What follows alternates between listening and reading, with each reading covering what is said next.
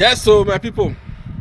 Yes, we still dey talk about this electoral reform. You see this our brother, this Randy Peter.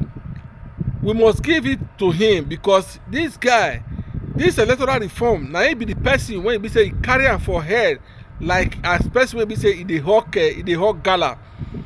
You know say at least if person do good, e good make we talk am.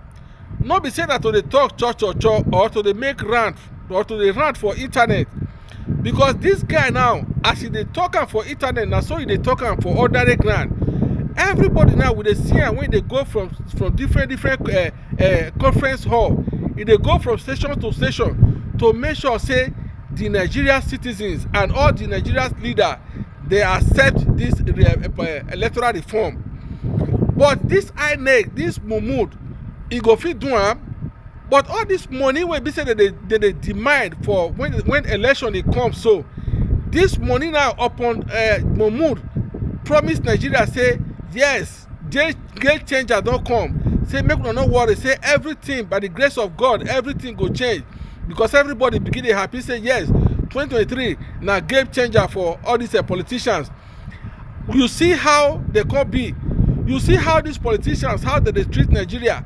Can you imagine? See the kind of money now when politicians they budget for even street light, when ordinary citizens have to eat food, they not see food eat. See all Jews or Carlo, they thought say he not get anything to talk about Peter Obi, he not get anything to talk about politics, only to come here to come defend Tinubu. My people, how una see this one? How una see this system when all these people where they put Nigeria, where they think say they want lead us to? Without this electoral reform, or my own opinion, without this electoral reform, any person wey talk say he wan go vote, say yes, he vote go count, na lie he lie. We must all come out to come and join this Randy Peter for this electoral reform. Make I put the video when he still do for here now, because this guy he is doing all his best to make sure say Nigeria work. Nigeria must work for every one of us because we as a citizen, we get all it take to be. We get all it take to live as a citizen. No be say some people go dey enjoy the dividends of democracy. Some people when be say that they enjoy now, they not they complain. Once they see say person they criticize the government, now then you go see for other comment section, they will come the right wetin they like. They say oga enter house, oga your own too much, oga why you dey talk like this, oga why you dey talk like that. This fight now for everybody. This fight now for the betterment of Nigeria. We must all wake up to stand for our right. This right must not be left alone for only one person. If we need a good Nigeria, we must all stand for good for the right thing and the right time. Thanks for watching. For having me. Look, the tragedy about Nigeria is that we are living in an alternate reality. We have decided to put the cart before the horse, so everyone is struggling. The literal professor said that things have fallen apart and the center cannot hold. So what happens when the center has caved? What happens to what is supposed to get support or stamina from it? Everyone in Nigeria is struggling today because the center piece where everyone should get stability is not okay. If we fail to fix governance, we are just in a vicious circle of lamentations and complaints. Nigeria, we claim to be a democracy, and the hallmark of every democracy are free, fair, credible, and peaceful elections. Without people being able to choose their leaders, you can't call that a democracy. We can decide to call it anything else. And unfortunately for us, we have refused or failed to pay attention and fixing that system, which is the first line of accountability for public office holders. If you do not have a system where you can vote in people, and if they fail to perform, you vote them out, what is the deterrence for doing or behaving badly? When you know there is a corrupt or criminal electoral process that you can weaponize and come back.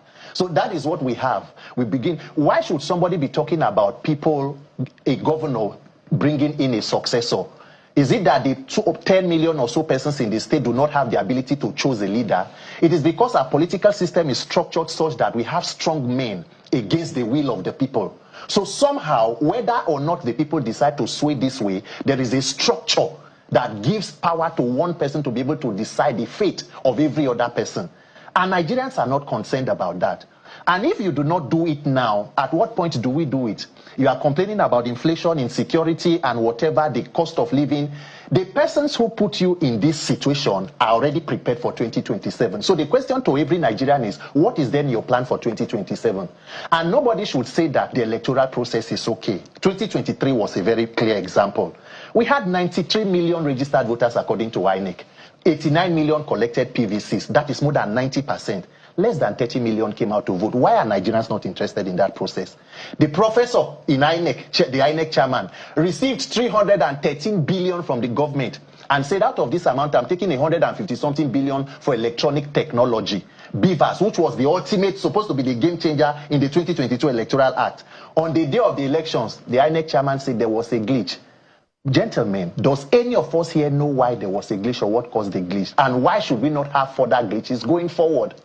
If there is sincerity of purpose on the part of the politicians to actually give power to the people, why has nobody talked about fixing that process to ensure we have a seamless process?